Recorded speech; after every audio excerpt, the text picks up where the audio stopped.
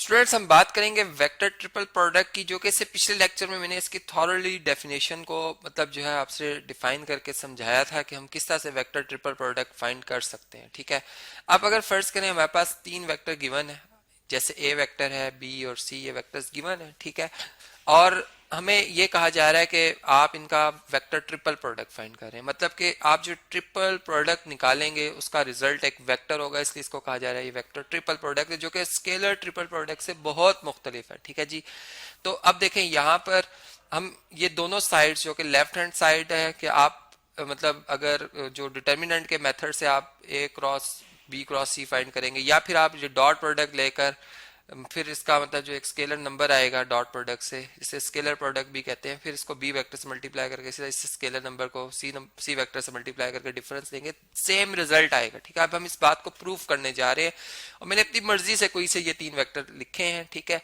इसलिए zero vector में इसलिए नहीं कंसीडर कर रहा हूँ कि जीरो वेक्टर एक ऐसा वेक्टर होता है जो कि एक ही वक्त में पैरेलल भी होता है और परपेंडिकुलर भी होता है, मतलब हम उसके बारे में कोई सही तरह नहीं बता पाते। ठीक है, इसलिए मैंने जीरो वेक्टर यहाँ पर कंसीडर नहीं किया। ठीक है जी, चले अब हम सबसे पहले लेफ्ट हैंड साइड को सॉल्व करना सीखते हैं जी। लेफ्ट हैंड साइड से मतलब चलते हैं हम।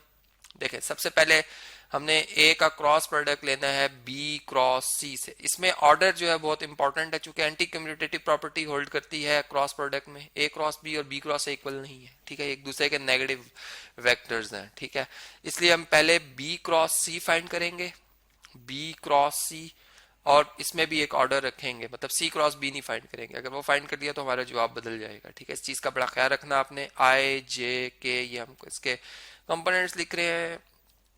आई के नीचे एक्स कंपोनेंट आएगा, वाई के नीचे जे के नीचे वाई कंपोनेंट आएगा और के नीचे जी कंपोनेंट आएगा। ठीक है, बी वेक्टर जो हमारे पास है इसके कंपोनेंट्स x3 y4 जी है 6। ठीक है, इसी तरह सी के है 1 -2 एंड -6। ठीक है, अब अगर हम इसको एक्सपेंड करें फर्स्ट रो से इस डिटर्मिनेंट को, तो आई इंटू मतलब ये जो हमारे पास ये चार एलिमेंट्स बन रहे हैं, इनका हम प्रोडक्ट लेंगे। पहले डायगोनल, फर्स्ट डायगोनल मतलब मेन डायगोनल को मल्टीप्लाई करेंगे। 4 -6 से 24 आएगा, माइनस का नेगेटिव साइन आएगा। 2 -2 6 से मल्टीप्लाई होकर -12, लेकिन वो नेगेटिव साइन इस नेगेटिव से मल्टीप्लाई होकर पॉजिटिव 12 बना देगा। ठीक है, इसी तरह माइनस जे इंटू ये जे था जी, इस तरह से ये मल्टीप्लाई होगा 3 -6 से -18 और 1 6 से 6 और -6 आ जाएगा नेगेटिव साइन फार्मूले का। ठीक है, प्लस के यूनिट वेक्टर इंटू यहाँ पर थोड़ा सा स्क्रीन को मैं साइड पे शिफ्ट करता हूँ। अब देखें यहाँ पर 3 -2 से मल्टीप्लाई होकर -6 और 1 4 से मल्टीप्लाई होकर -4 आएगा। ठीक है, तो हमारा आंसर क्या बन रहा है जी, यहाँ पर हमारा आंसर बन रहा है -12 आए। ठीक है, और -24 ये माइनस जे से मल्टीप्लाई होकर +24 जे हो जाएगा। ठीक है, और -10 +1 के से मल्टीप्लाई होकर -10 के आ जाएगा। ठीक है, ये हमें वो वेक्टर मिल गया। ठीक है, अब हमने ए का क्रॉस प्रोडक्ट लेना है, ए क्रॉस बी क्रॉस सी फाइंड करना था हमने। ठीक है, तो अब ए पहले हम डिटर्मिनेंट बनाएंगे। ठीक है, उसमें आई जे के लिखेंगे। ठीक है, जैसे हम लिखते ही आ रहे हैं। ठीक है, ये हमने लिखा। ठीक है, ये इस तरह से। अब पहले ए वेक्टर के हम कंपोनेंट्स लिखेंगे 2 3 और 5। ठीक है, एक्स कंपोनेंट 2, सॉरी मैंने 3 लिख दिया था, 2 3 एंड 5। ठीक है, अब इसी तरह जो बी क्रॉस सी आया हमारे पास वेक्टर, इसके कंपोनेंट्स है -12 24 और -10। ठीक है, ये हम लिखेंगे इस तरह से। अब इस डिटर्मिनेंट को हम ओपन करेंगे। ठीक है, देखें इससे रिजल्ट एक वेक्टर ही आ रहा है, इसे हम वेक्टर ट्रिपल प्रोडक्ट कहते हैं इसे, ये भी बात आपको याद है। -30 आएगा। ठीक है, 3 10 से मल्टीप्लाई होके -30 बनेगा, और 24 5 से मल्टीप्लाई होके बनता है जी 24 को 5 से मल्टीप्लाई करते हैं, कितना था 5 4 टाइम 20, 0 कैरी, सॉरी 2 कैरी, 5 2 से 10 और 12 120 बनेगा, -120। ठीक है, नेगेटिव साइन आएगा। इसी तरह माइनस जे इंटू यहाँ पे क्या आएगा -20 और प्लस आ जाएगा 12 5 से मल्टीप्लाई होकर 60। ठीक है, और प्लस के इंटू क्या आएगा जी 24 4 से 2 से मल्टीप्लाई होकर 48 और प्लस हो जाएगा 12 3 से मल्टीप्लाई होकर 36। ठीक है, तो हमारा रिजल्ट आ रहा है जी -150 आई। ठीक है, और यहाँ से बचा 40 -40 जे। ठीक है, और यहाँ पर अगर इन दोनों को ऐड करें तो 6 और 8 54 और 30 84 के, ये हमारा आंसर आ रहा है ए क्रॉस बी क्रॉस सी का, ठीक है। इसे मैं इक्वालिटी नंबर 1 कह देता हूँ। मैंने इसे पिछले लेक्चर में वैसे राइट हैंड साइड सॉल्व की थी, अगर आप वो देखना चाहें देखें यहाँ पर। इससे पिछले लेक्चर में अगर आप उसको रिवाइज कर दें तो आप ये मेरा लेफ्ट हैंड साइड का आंसर भी देख सकते हैं वहां पर, ठीक है। अगर मैं इसको ही यूज कर लूं, ठीक है, इसी को यूज कर लूं मैं, तो आप देख सकते हैं कि दोनों का आंसर सेम आया हुआ है।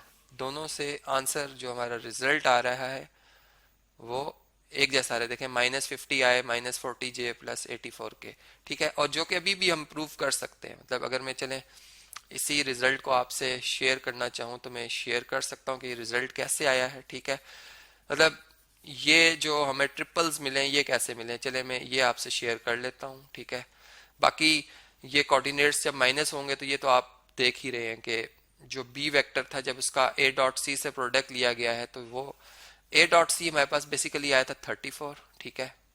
मैं यहाँ पर लिख देता हूँ कि जब मैंने ए डॉट को ए वेक्टर को सॉरी सी से ए वेक्टर को मैंने सी से मल्टीप्लाई किया था तो मेरा आंसर -34 आया था, ठीक है। और जब मैंने ए वेक्टर को बी वेक्टर से मल्टीप्लाई किया था तो मेरा आंसर 48 आया था, ठीक है। अब ये दोनों आंसर मेरे आए थे और मैंने जब ए वेक्टर से और सी वेक्टर से जब इनका डॉट प्रोडक्ट मतलब इनको मल्टीप्लाई किया, सिंपल डॉट प्रोडक्ट नहीं दिया था, यहाँ पे मल्टीप्लाई किया था तो ये हमारे पास ऑर्डर पेयर्स आए थे। मैंने एक्स कोऑर्डिनेट्स को एक्स कोऑर्डिनेट वजह से मल्टीप्लाई सॉरी सब्ट्रैक्ट किया था, यहाँ सब्ट्रैक्शन का साइन है।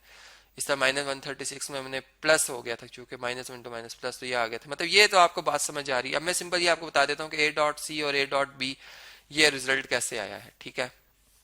-34 और 48 कैसे आया है ये मैं आपसे शेयर कर लेता हूँ, ठीक है। इसके लिए ये वेक्टर्स आप देख सकते हैं स्क्रीन पर, ये लिखे हुए हैं हमारे पास, ठीक है। बल्कि इन वेक्टर्स को मैं यहाँ से कॉपी करता हूँ और हम इनको सेपरेट कर लेते हैं, ठीक है जी। इनको सेपरेट कर लेते हैं हम ए डॉट सी और यहाँ पर इसको पेस्ट कर लेते हैं जी, ठीक है। हम जो प्रोडक्ट लेने जा रहे हैं ये स्क्रीन को यहाँ से रेस करते हैं जी, थोड़ा सा नीटनेस आ जाए, ठीक है। ये आपको मतलब मिक्स ना कर रहा हो यहाँ से टेक्स्ट, ठीक है जी। अब देखें हम ए डॉट सी और ए डॉट बी फाइंड कर रहे हैं, ठीक है। ए वेक्टर आप देख सकते हैं इसके कंपोनेंट्स अगर लिख दिए जाए 2, 3 और 5 है, जबकि सी वेक्टर के कंपोनेंट्स हैं 1, -2 एंड -6, ठीक है। अब देखें इनका डॉट प्रोडक्ट जब लिया जाएगा तो 2 1 से मल्टीप्लाई होकर 2 आ जाएगा, ठीक है।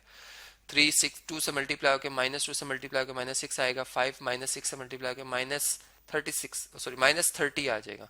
अब -30 और -30 -6 ये -36 हो जाएंगे और इसमें से 2 माइनस करें तो ये माइनस का 34 आता है, ठीक है।